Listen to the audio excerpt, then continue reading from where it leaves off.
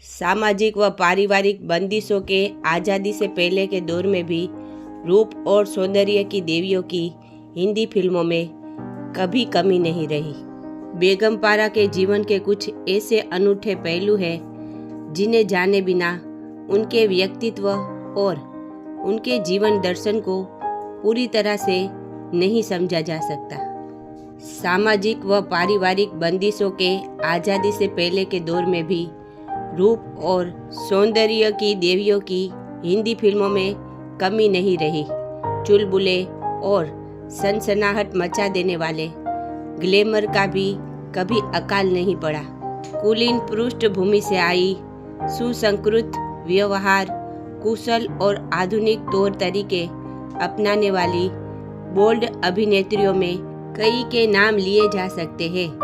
अपनी जिंदगी को बिना किसी लाट लपेट और आडंबर के अपने ढंग से जीने वाली भी गिनी चुनी अभिनेत्रियां मिल जाएगी, लेकिन ये तमाम खूबियां जिस एक अभिनेत्री में थी वह बेगम पारा के अलावा कोई और नहीं थी।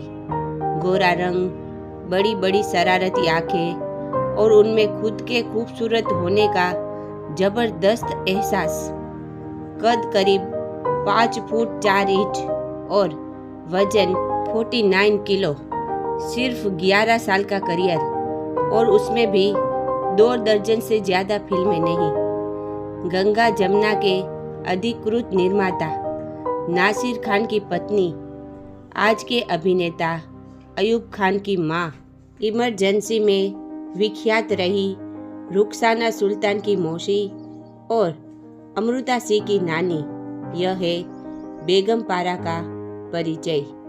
लेकिन सिर्फ इतना ही नहीं, आज की अभिनेत्रियां जो सनसनी नहीं मचा पाती वह बेगम पारा अपनी आंखों की जुबिश से बरपा देती थी।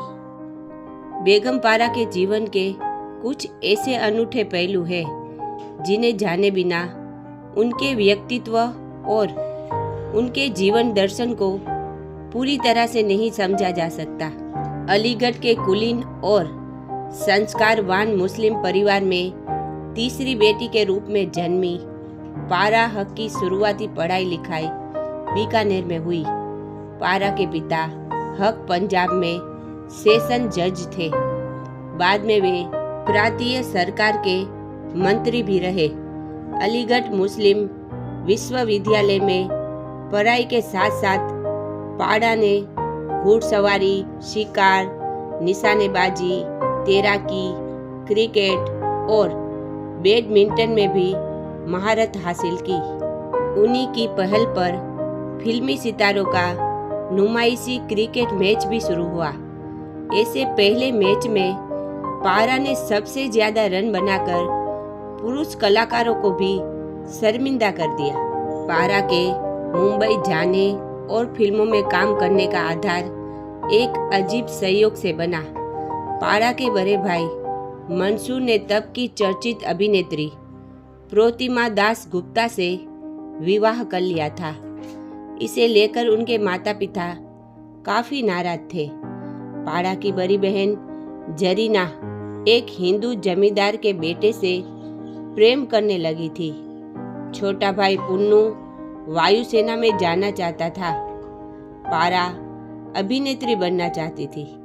तीनों को पता था कि उन्हें घर से इजाजत नहीं मिलेगी। पारा ने रास्ता सुझाया। तीनों अपना सपना पूरा करने के लिए चुपचाप मुंबई चले गए। भाभी प्रोतिमा दास गुप्ता के साथ फिल्मी पार्टियों में जाकर और वहां की चमक दमक देखकर बेगम पारा ने फौरन तय कर लिया कि वे अभिनय ही करेंगी। 1944 में फिल्म चांद से उनकी फिल्म जीवन की शुरुआत हुई। पहली फिल्म के लिए उन्हें 1500 रुपये मासिक वेतन मिला, लेकिन 5 साल में ही उनका मेहनताना 1 लाख रुपये तक पहुंच गया। बेगम पारा को पीने का बहुत शौक था। उनकी महिला मित्र मंडली में नरगिस, गीता बाली, शम्मी और निमी थी। पुरुष मंडली में KNC, मोतीलाल, डेविड जैसे दोस्त भी थे।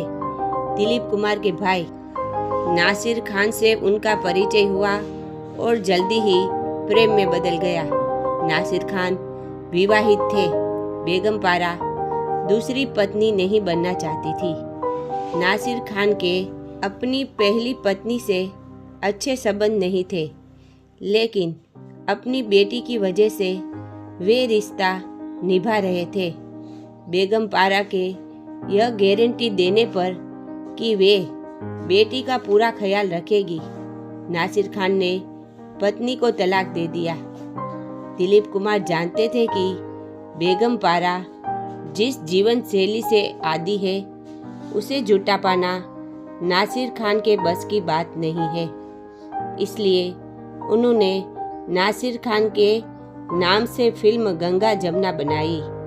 फिल्म की कमाई से नासिर खान और बेगम पारा ने समुद्र के किनारे एक बंगला खरीदा।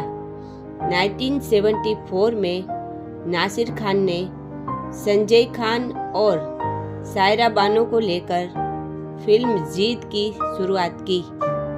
उसकी आखिरी शूटिंग के लिए नासिर खान गए और एक सुबह नरगिस को फोन आया कि उन्हें दिल का दौरा पड़ने से उनका निधन हो गया है।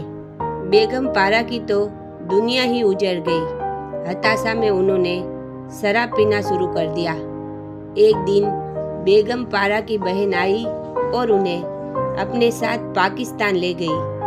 घर परिवार के बीच उनकी हताशा थोड़ी कम हुई। 3 साल बाद बेगम पारा वापस मुंबई लौटी और अपने बंगले का एक हिस्सा ब्यूटी पार्लर के लिए किराए पर देकर उन्हें आय का साधन तलाशा और एक बेटी व 2 बेटों की परवरिश का रास्ता बना लिया। वे पहली भारतीय अभिनेत्री थी जिनकी तस्वीरें अमेरिकी पत्रिका लाइफ में पिन अप सुंदरी के रूप में छपी थी, लेकिन उन्होंने कभी इसे अपनी बड़ी उपलब्धि नहीं माना।